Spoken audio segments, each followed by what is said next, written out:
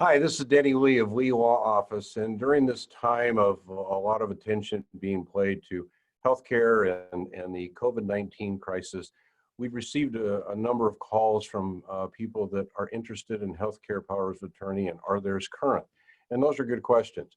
And whenever we do an estate plan for our clients, whether it's a will or a living trust, we always include the property powers of attorney and the healthcare powers of attorney.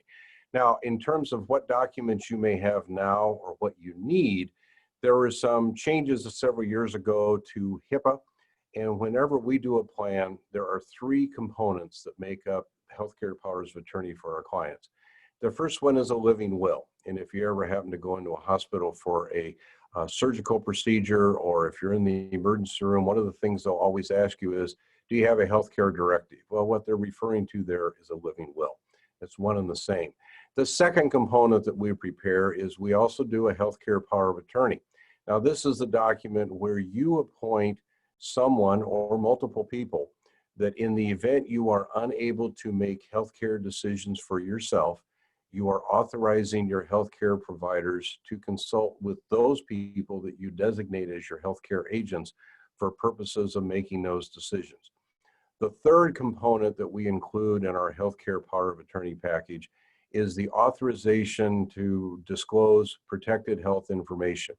And this document works kind of in conjunction with your healthcare power of attorney in that you are specifically designating those people that you have designated as agents in your healthcare power of attorney to receive your medical information, to be able to access your medical records, look at your reports on the diagnostic reports that may have been done, or x-ray reports, whatever may have been done by your healthcare provider. So it works hand in hand with your healthcare power of attorney to make sure that you have access to all the information that you can in order to make a decision with regard to the person that's designated them as agents. One of the things that we do in our office, and we're the only firm in Nebraska that does this because we're the only firm that's a member of the American Academy of Estate Planning Attorneys, is that we provide each of our clients with a DocuBank membership.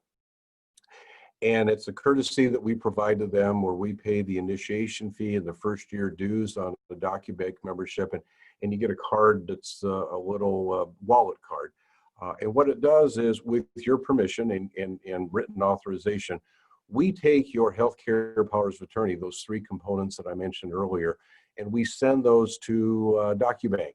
DocuBank then scans them and places them in their records. And with that card that I just showed you, if you ever happen to go to the doctor, or ever have an elective procedure at a hospital, or hopefully if you had to go to the emergency room, unfortunately, for treatment, you give them that card. They wouldn't ask you if you have a healthcare directive. You'd give them that card, and that card, they would call the number with DocuBank, put in your special member number, and in 15 to 20 minutes, the hospital would have either emailed or faxed your three healthcare power of attorney documents.